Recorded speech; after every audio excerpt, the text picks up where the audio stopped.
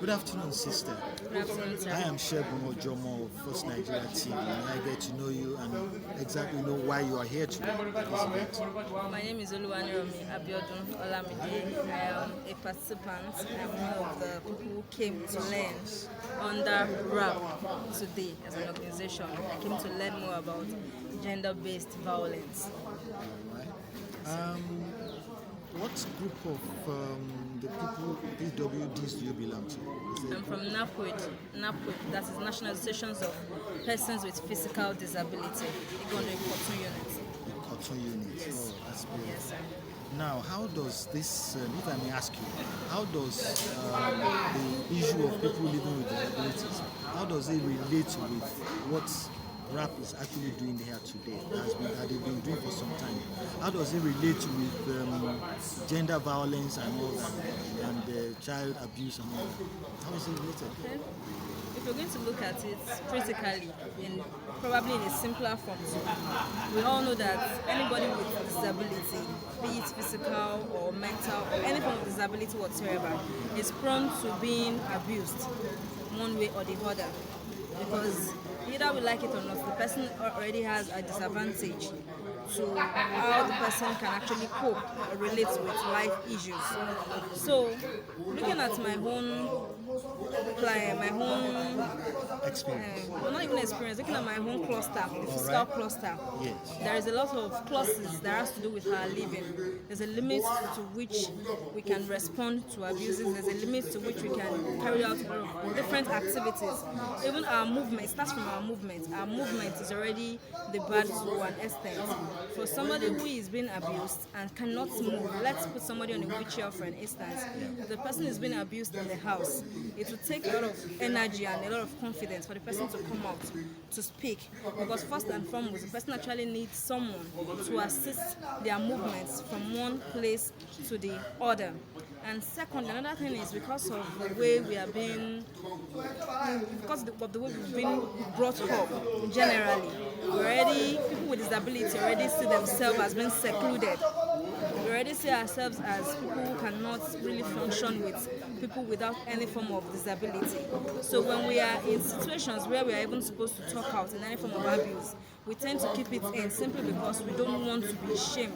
We don't want to be guilt-trapped. We don't want anybody to name our face with any form of abuse, considering we already have something holding us back, something already giving us a kind of shame in the society, something that people already classify us as they are not being able to do this or that. So we see people even accepting us as a great privilege for them allowing us to mingle and relate with them. So when we don't have any form of abuse, we tend to want to just keep it in so that they will not reject us in their midst. Pardon me, I thought before meeting you, I had a feeling that it was normal to have pity on people that were living with disabilities instead of falling into categories of being abused. I'm shocked that you're saying this. What are the experiences you've had in this area? Well, it might not necessarily be a personal experience. Yeah. And when it comes to pity, everybody in life generally needs pity, if you look at it. And another way, nobody actually needs pity. We all just need encouragement. Because there are people with disabilities that doesn't even show on their faces. It's only eating them deep down. They also need a form of encouragement or the other. So it doesn't have to be about the physical ones that we see. So for people living with disability, they don't need any form of pity. I'm not saying help. Help is different from pity. If you find the place where they are lacking behind, we have some people who want to actually go to school amongst us, but they don't have this capability. And looking at their families, some families already rejected people like that.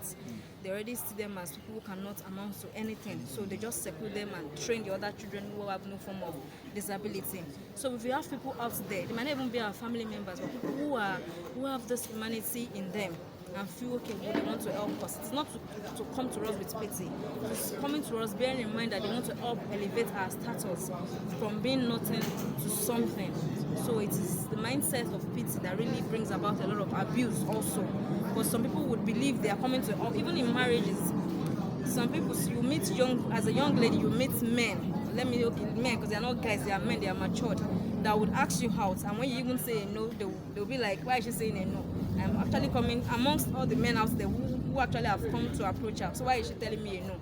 They see it as if they are coming to help the lady out of single life or singleness or whatever they call it out there. So they see it as we should receive whatever form of pity they bring to us.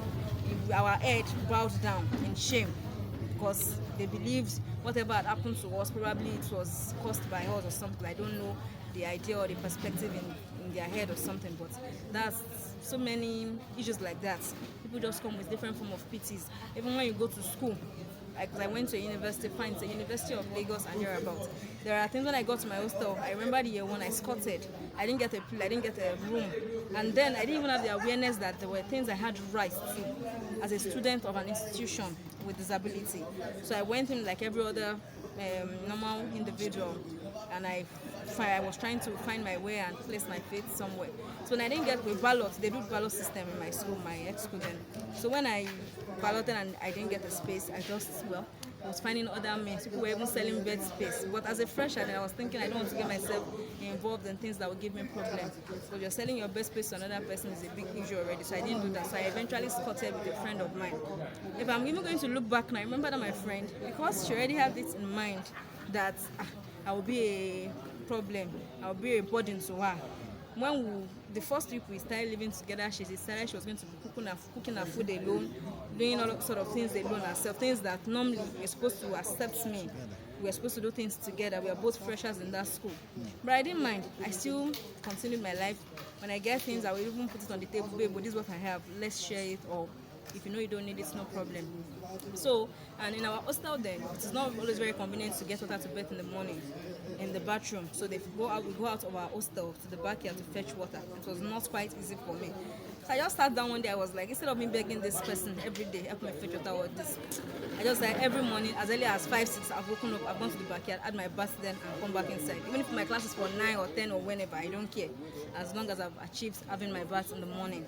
So that even created a lot of gap between us, because we're supposed to be friends. But I think she didn't understand there are things I need as help from her, not pitying, but as help to assist my living a bit convenient. But since she didn't understand me, I didn't even take it as a big deal. I just feel that's how she can actually relate with life.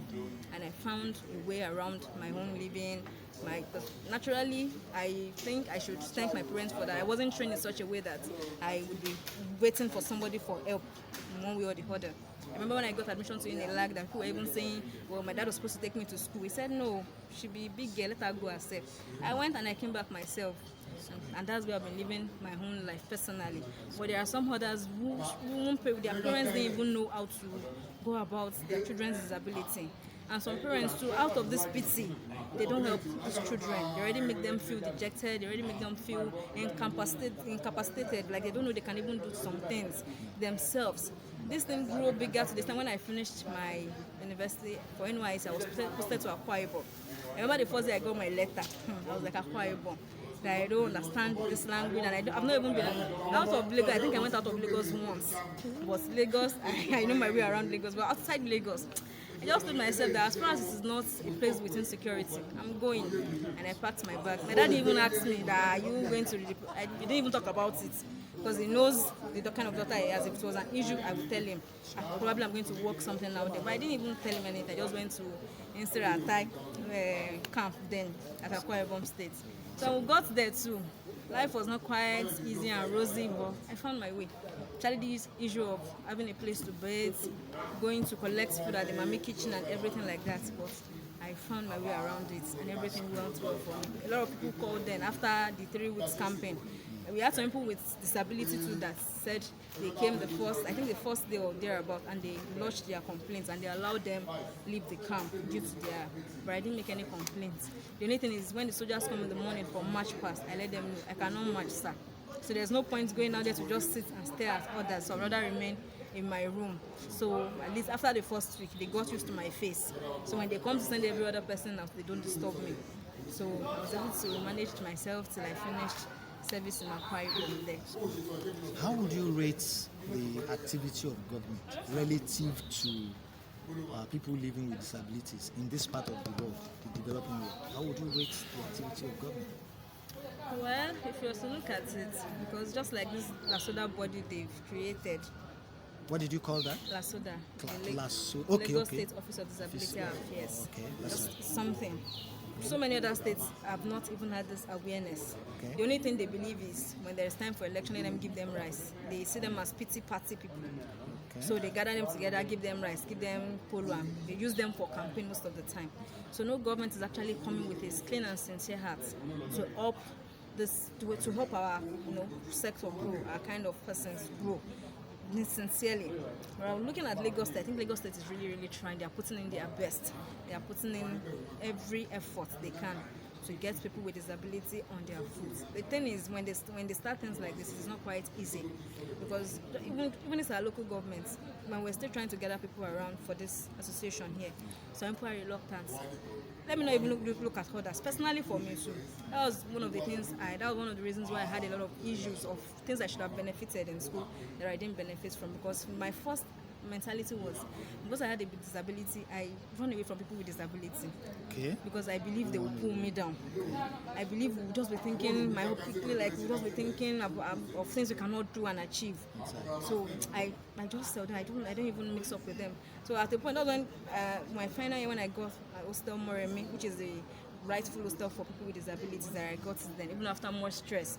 The woman was now saying, why didn't I come since year one? I said, I didn't even know there's anything like that in this school. She said, because I didn't mingle with them. I didn't even associate with them. So in my year 3 was where I got the enlightenment that there's actually a body like this, that they really recognize people with disability. Because I had a friend then, a proud friend, but then we do a competition in the hostel then, Miss Moremi. So they also do Miss Moremi Special, that is for people with disabilities.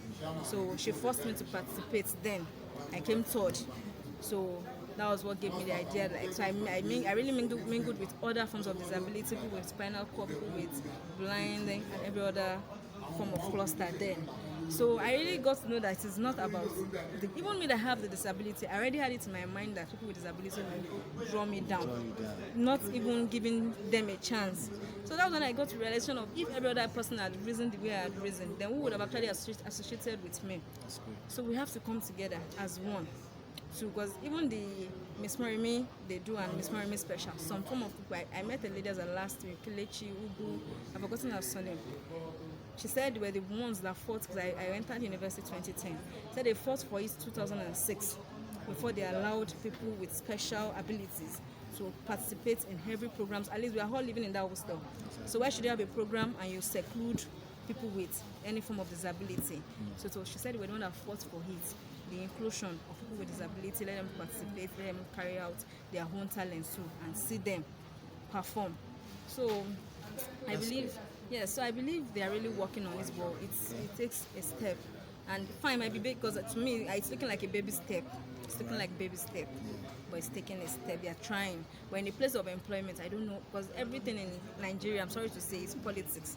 Even amongst these people that they are using to head these bodies, these offices, they are still the ones that find a way to bring down the good work of the government.